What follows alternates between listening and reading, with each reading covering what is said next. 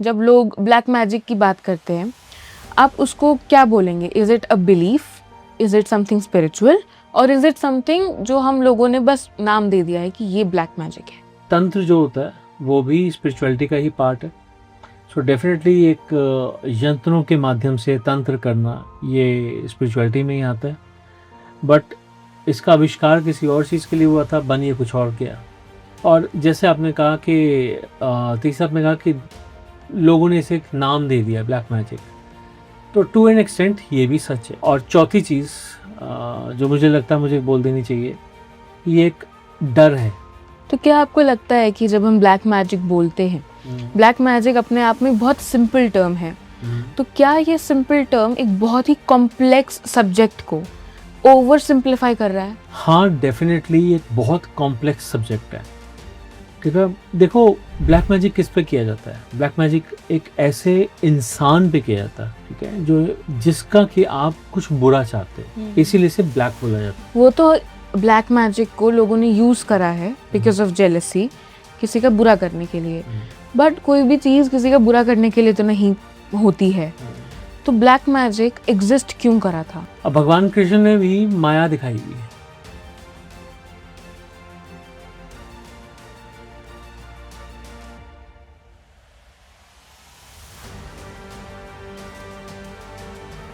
तो उन्होंने कुछ बुरा करने के लिए थोड़ा दिखाई है। भगवान कृष्ण ने अगर उसे यूज़ किया हुआ तो किसी ने किसी भलाई के लिए किया हो। जैसे कि फॉर एग्जांपल जब उनका जन्म हुआ था, तब जब उनके पिताजी उनको जमुना पार करवा रहे थे ताकि वो दूसरी जगह पे जाकर उन्हें छोड़कर आ सके, ताकि वो जीवित बच सके, तो वो उनके आशीर्वाद के लिए, जो जमुना नदी थी बहुत उफान में ऊपर तक आ रही थी और उनके पाँव को छूकर नीचे चली गई, ठीक है। शेषनाग जो थे वो उनके ऊपर बारिश ना इतनी तेज़ आए, इसी वजह से वो अपना फन फैलाए हुए थे। क्या आप ऐसी कोई क्लियर बाउंड्री ड्रॉ करते हैं between spirituality and black magic?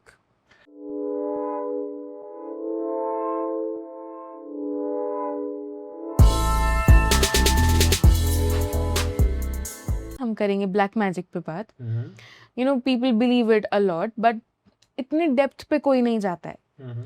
So before we go deeper, जब लोग ब्लैक मैजिक की बात करते हैं, आप उसको क्या बोलेंगे? Is it a belief? Is it something spiritual? और इज इट समथिंग जो हम लोगों ने बस नाम दे दिया है कि ये ब्लैक मैजिक है? Well, it's a combination of all three, to be very honest. Black magic मतलब एक मैजिक जो कि काला है, जो कि बुराई के लिए यूज़ किया जाता है। आपने पूछा कि क्या ये स्पिरिचुअलिटी है? टू एन एक्सटेंट यस, क्योंकि तंत्र जो होता है वो भी स्पिरिचुअलिटी का ही पार्ट है। सो डेफिनेटली एक यंत्रों के माध्यम से तंत्र करना ये स्पिरिचुअलिटी में ही आता है। बट इसका आविष्कार किसी और चीज़ के लिए हुआ था, बन ये कुछ और गया। और जैसे आपने कहा कि तीसरा आपने कहा कि लोगों ने इसे एक नाम दे दिया ब्लैक मैजिक, तो टू एन एक्सटेंट ये भी सच है। और चौथी चीज़ जो मुझे लगता है मुझे बोल देनी चाहिए, ये एक डर है, ठीक है, जिसके नाम से बहुत से लोगों को डराया जाता है और जिसके नाम से बहुत से लोग डरते भी हैं। So it's a combination of all these things. तो क्या आपको लगता है कि जब हम ब्लैक मैजिक बोलते हैं, ब्लैक मैजिक अपने आप में बहुत सिंपल टर्म है, तो क्या ये सिंपल टर्म एक बहुत ही कॉम्प्लेक्स सब्जेक्ट को ओवर सिंप्लीफाई कर रहा है? देखो, बहुत ही ज़्यादा कॉम्प्लेक्स सब्जेक्ट को आपने जो बोला, हाँ, डेफिनेटली एक बहुत कॉम्प्लेक्स सब्जेक्ट है। ठीक है, देखो, ब्लैक मैजिक किस पे किया जाता है? ब्लैक मैजिक एक ऐसे इंसान पे किया जाता है, ठीक है, जो जिसका कि आप कुछ बुरा चाहते हो, इसीलिए इसे ब्लैक बोला जाता है। आइडियली तो ये एक माया है, ठीक है, जो बनाई गई थी माया। अब माया किस लिए बनाई गई थी? ताकि किसी के लिए कुछ अच्छा किया जा सके, जो शायद आशीर्वाद के रूप में यूज़ किया जाना चाहिए था, पर ये अभिशाप के रूप में यूज़ किया जा रहा है, ठीक है। अब इसमें क्या हुआ कि अ, अगर एक इंसान किसी दूसरे इंसान की तरफ देखता है, वो सोचता है कि इसको इतना सब कुछ क्यों मिला, इसकी किस्मत इतनी अच्छी क्यों है, ये इतनी बढ़िया गाड़ी क्यों चला रहा है, इसके पास सारी सुख सुविधाएं क्यों हैं, इसका कारोबार अच्छा क्यों चल रहा है, इसके पास अच्छी फैमिली क्यों है, एंड सो ऑन, इसके पास किसी चीज़ की कमी नहीं है। तो ये नहीं सोचता कि मैं भी कुछ प्राप्त करूं। अगर वो चाहे तो वो उस आशीर्वाद को अपने लिए भी तो यूज कर सकता है। वो उल्टा रिएक्शन दे रहा है। वो कह रहा है नहीं नहीं नहीं, अपने बारे में बाद में सोचूंगा, मुझे पहले इससे ही सब कुछ छीनना है। तो इवेंचुअली क्या हो रहा है कि वो जो उससे छीनना चाहता है वो छीनने में लग जाता है, और छीन के भी खुद नहीं मिलेगा, सब उससे खोया जाएगा। अपने आप को वो सुख सुविधाएं मिले, इसके ऊपर वो काम भी नहीं करता, इसके ऊपर वो कॉन्सेंट्रेट ही नहीं करता। ठीक है, तो हम एक कॉम्प्लेक्स सब्जेक्ट की बात कर रहे हैं, एक ऐसा कॉम्प्लेक्स सब्जेक्ट जिसमें बहुत कुछ टेक्निकल होता है। अगर मुझे किसी और के ऊपर ब्लैक मैजिक करना है, मेरा काम नहीं है करना, मेरा काम, अगर मैं ब्लैक मैजिक से जुड़ा हुआ हूँ तो वो सिर्फ उन लोगों के ब्लैक मैजिक ठीक करने के लिए जुड़ा हुआ हूँ, करने के लिए नहीं जुड़ा हुआ। अगर किसी को किसी और के ऊपर ब्लैक मैजिक करना है तो सबसे पहले उसके पास एक वजह होनी चाहिए, वो वजह ही उसकी जेलसी का कारण बनेगी, राइट। उसके बाद उसके ऊपर करने के लिए, उस इंसान के ऊपर ऐसा कुछ करने के लिए डेफिनेटली उसका कोई ना कोई ऐसा अंश चाहिए, ऐसा कोई डीएनए चाहिए। फॉर एग्जाम्पल, किसी के बाल मिल जाते हैं। बहुत से लोग होते हैं जो अपने बाल झड़ते हैं, और अगर कहीं भी जाके आप बैठते हो कोई एक दो बाल तो गिर ही जाते हैं, बाल हो गए। फिर जैसे हम पानी पीते हैं किसी के घर में जाकर, तो हम थोड़ा बहुत पानी वहीं पर छोड़ देते हैं। वो पानी क्या होता है, उसमें हमारा सलाइवा का पार्ट होता है, ठीक है, हमारे थूक के अंश होते हैं, तो उससे यूज़ किया जा सकता है। खाना किसी के घर पे कुछ खा लिया, स्पेशली मीठा खाने से मना किया था, सफ़ेद खासकर। अब सफ़ेद में दही भी आ जाती है, तो जब कभी भी आप किसी के घर में कुछ खाते हो तो थोड़ा बहुत आप छोड़ देते हो, वो भी ब्लैक मैजिक करने में काम आता है। तो वो कॉम्प्लेक्स सब्जेक्ट इसलिए बन जाता है क्योंकि वो उसके लिए आपका डीएनए चाहिए। पहली कोशिश तो होनी चाहिए कि डीएनए छोड़े ही ना, ताकि ऐसा हो ही ना पाए आप पे। और अगर आप ऐसा नहीं कर सकते तो फिर दूसरों की ईर्ष्या का कारण ना बने। बहुत ही अपने आप को संभाल के, ज़्यादा ना दिखाते हुए अपने आप को संयम में रखें, लोगों को ना दिखाएं। खुशियाँ हों तब भी खुशियाँ ना दिखाएं, बट उसमें भी आपको ही डिसएडवांटेज होगा, क्योंकि जब आप खुश होने के बावजूद जब खुशियाँ नहीं दिखाते तो कहीं ना कहीं आप नेगेटिविटी की एक मैनिफेस्टेशन अपने साथ खींच लेते हैं, ऐसी एनर्जी खींच लेते हैं, एंड सो ऑन। तो बड़ा कॉम्प्लेक्स सब्जेक्ट है ये। तो जैसे भी आपने कहा जेलसी, वो तो ब्लैक मैजिक को लोगों ने यूज करा है बिकॉज ऑफ जेलसी, किसी का बुरा करने के लिए। बट कोई भी चीज किसी का बुरा करने के लिए तो नहीं होती है, तो ब्लैक मैजिक एग्जिस्ट क्यों करा था? देखो, ब्लैक मैजिक उन्होंने बोला माया समझो। हम्म, अब भगवान कृष्ण ने भी माया दिखाई हुई है, राइट। तो उन्होंने कुछ बुरा करने के लिए थोड़ा दिखाई होगी। भगवान कृष्ण ने अगर उसे यूज किया हुआ तो किसी ने किसी भलाई के लिए किया होगा।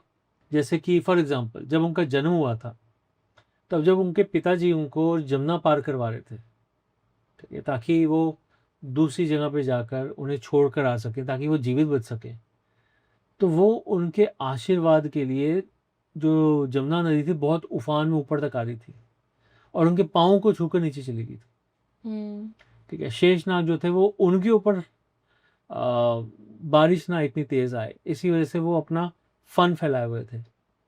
तो वो क्या कर रहे थे, वो सब उनके दर्शन करना चाह रहे थे।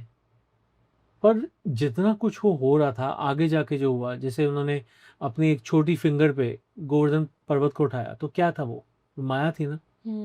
वो क्यों दिखाई थी, कालिया नाग से बचाने के लिए क्या किया क्या नहीं किया, वो जमुना जी में जाकर कालिया नाग को कैसे वश में करते हैं, वो सब माया थी ना, ठीक है। वो भगवान थे, उनके अंदर वो एनर्जी थी, पर वो, अगर हम एक लेमैन की तरह देखें तो एक माया थी ना वो तो उन्होंने तो भलाई के लिए उसे यूज किया था, यानी कि इसका आविष्कार जो था वो तो भलाई के लिए हुआ था।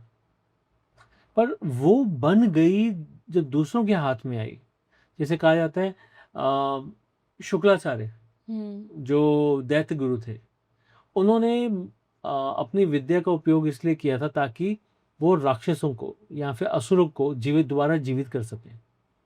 तो यानी कि एक पॉजिटिव एनर्जी को उन्होंने नेगेटिव काम के लिए यूज करना शुरू कर दिया। तो जब कुछ गुरु ऐसे कर रहे थे तो धीरे धीरे करते करते फिर चीजें बाहर आगे बिगड़ती चली गई।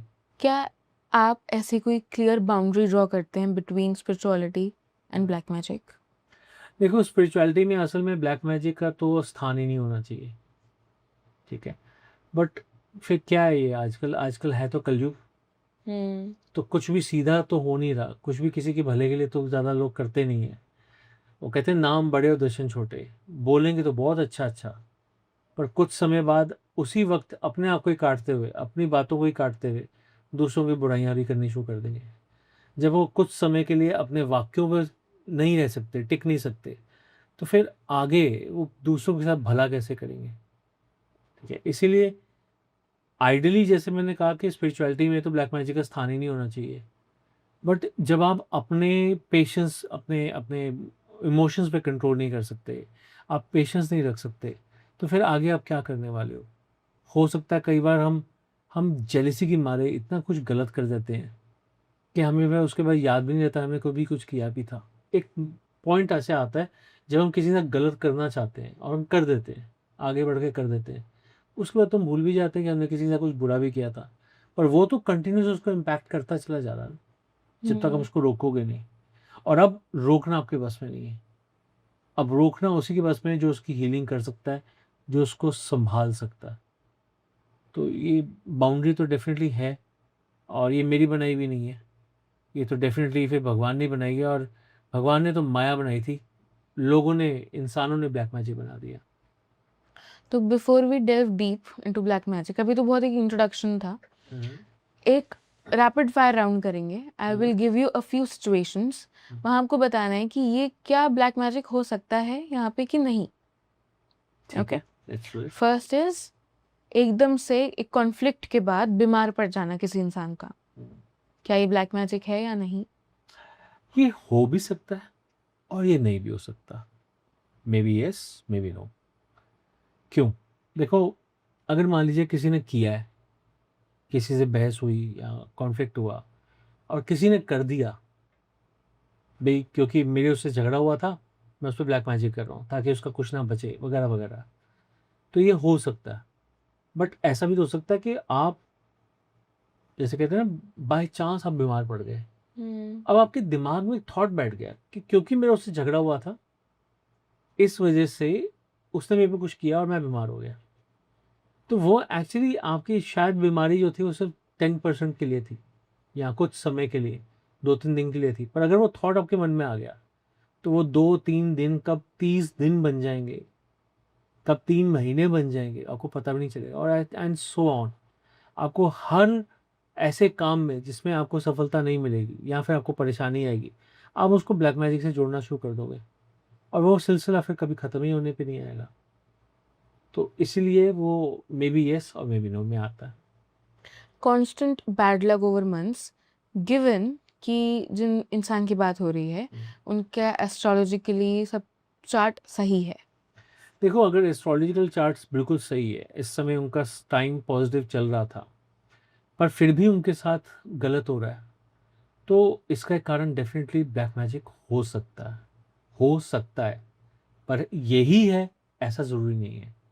हो सकता है उसका समय बहुत अच्छा था, बस शायद उसने, मे बी उसने अपनी स्थान परिवर्तन किया, उसने अपना मकान बदला, उसने अपनी जॉब चेंज की, उसके कारोबार में उसने अपना कारोबार का स्थान बदला, ऑफिस चेंज किया, मे बी रेनोवेशन कराई थी, इसलिए गलत डायरेक्शन में बैठना शुरू कर दिया। वास्तु दोष भी हो सकता है, ठीक है। अगर एस्ट्रोलॉजिकल नहीं है तो उसमें वास्तु दोष का भी कारण हो सकता है, ब्लैक मैजिक का भी हो सकता है, तो ऐसे कई सारे कारण हो सकते हैं। रिकरिंग डिस्टर्बिंग ड्रीम्स, बार बार ऐसी चीजें सपनों में आना जो हमें तंग कर रही हैं। अगर वो पहले नहीं आती थी और अब आनी शुरू हुई है तो उसके और से कई सारे कारण हो सकते हैं। मे बी आने वाले समय में, जैसे कभी कभी होता है ना, हमारी कुंडली में समय थोड़ा अच्छा और बुरा दोनों तरह के आते हैं, तो मे बी कुंडली में टाइम ऐसा आ रहा है जो आपको आपकी इंट्यूशंस के माध्यम से, इंट्यूशंस कैसे आती हैं, आपके मन में एक थॉट आता है, वो थॉट एक सपने के रूप में भी तो आ सकता है। तो अगर आपकी साइकिक एबिलिटीज इतनी स्ट्रांग है, आपकी थर्ड आई एक्टिवेटेड है, तो डेफिनेटली वो आपको सपनों के रूप में भी नज़र आ सकता है। ज़रूरी नहीं है कि ब्लैक मैजिक होगा तभी बुरे सपने आएंगे। कई बार आपको इंट्यूटिव सपने जो आते हैं वो भी अंदेशा देने के लिए बुरे सपनों के रूप में आ जाते हैं, ठीक है। तो इसलिए इसे नकारा नहीं जा सकता कि ये ब्लैक मैजिक हो भी सकता है, पर ऐसा कहना कि ये ब्लैक मैजिक ही है, ये भी गलत होगा। तो दोनों पॉसिबिलिटीज़ हैं।